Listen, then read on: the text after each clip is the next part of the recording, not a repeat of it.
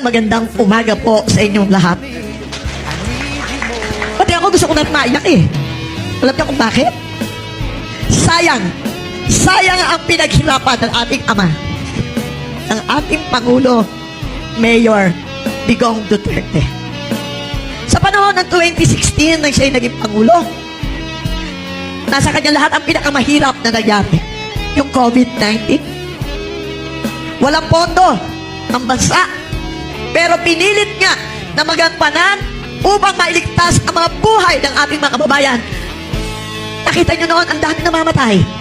Pero ang ating Pangulo, hindi bumibitaw dahil ayaw niyang pabawasan ang ating mga kababayang Pilipino.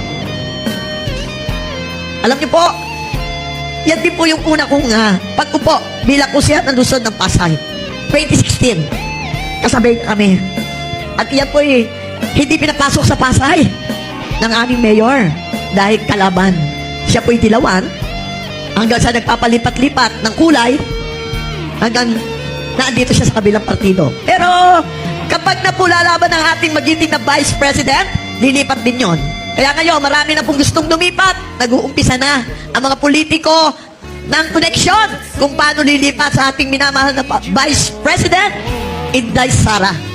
Sabi nga po ng ating Pangulo Tatay Digong, iba siya, iba si Inday. Anak niya, pero magkaiba sila. Sapagkat si Tatay Digong, isang abogado, naging piskal, naging alkalde, naging congressman, kaya alam niya kung ano ang paghihirap ng ating mga kababayan. Dahil nag-umpisa siya sa local government. Hindi siya nag-umpisa sa national government. Kaya alam niya ang damdamin at pulso ng bawat isang mamamayang Pilipino. Alam ang kahirapan. Nang siya'y naging Pangulo, alam niyo po ba ang mga mayors? Takot. Takot mangurap. Takot gumawa ng mga mali. Although, nakakagawa pa rin. Pero marami nangingilag. Dahil ang ating Pangulo, ang Tatay Digong, sobrang straight. Gusto niya tama ang at yakagin tayo at tumaas ang dignidad ng mga Pilipino. Sa akin pong pag-upo bilang City Councilor ng Pasay, sinamahan ko siya. Meron din po akong dignidad. Yung pong mga nagbebenta ng drugs sa Pasay, nawala. Ngayon, bumalik. Bumalik na, dumami pa.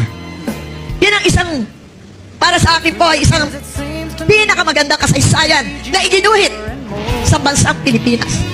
Na mabawasan ang mga kurap, mabawasan ang mga drug lord, ang mga pusher, ang mga adik.